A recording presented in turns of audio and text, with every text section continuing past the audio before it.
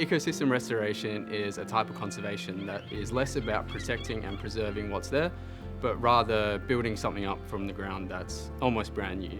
And it's particularly useful when dealing with ecosystems that are either severely degraded or extinct, so gone altogether.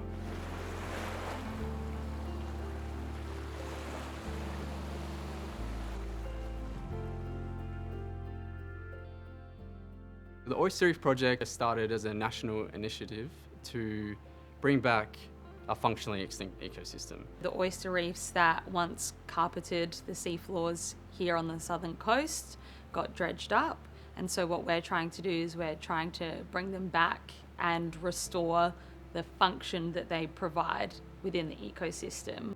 To restore a reef, they basically lay down tons and tons of limestone boulders, and they either rely on natural recruitment of a system. There's oysters here and there that can kind of spawn and bring baby oysters back to the reef, or they do this thing called seeding the reef with spat, and that's basically dipping oyster shells into a soup of baby oysters.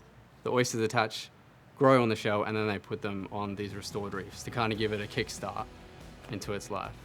These oysters recruit on top of each other, and they just build a crust on top of a crust, and they create this three-dimensional structure which creates food for fish and habitat for them to live in. That's what our reefs used to look like.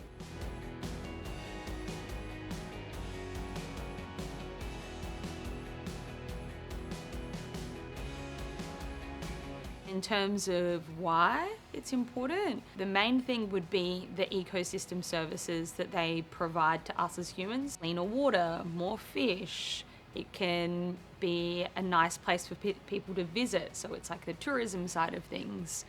It can be wave buffering, which helps with coastal erosion, so it's the services that ecosystem provides us. This is probably one of Australia's biggest restoration successes. You can compare that to bringing back a terrestrial forest, which would take generations of people. We've been able to do this within 3 to 5 years, to bring back a system which is self-sustaining, which is creating the diversity, the productivity and the water clarity on a scale that is really hard to fathom. I've seen them grow from basically just a bare barren of a whole bunch of rocks into a nice flourishing ecosystem. It's got so many people involved who've really enjoyed the journey and see the benefits. It's really contagious. From small engineering startups to NGOs to community groups. The government loves it, and universities just want to be involved in something that's really successful, which is underpinned by biology.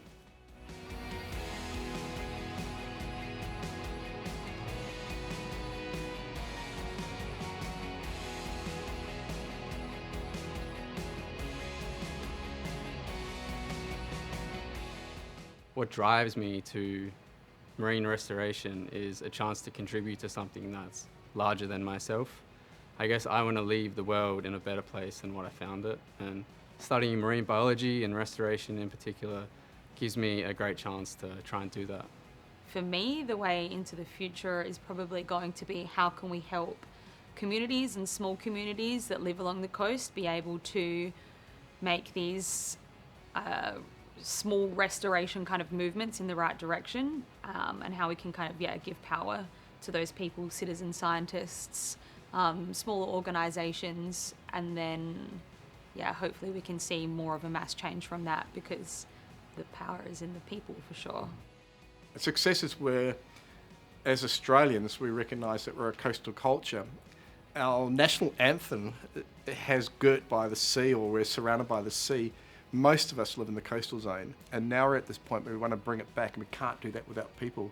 So success is about bringing people on board and having the average Australian recognise that they are a marine biologist.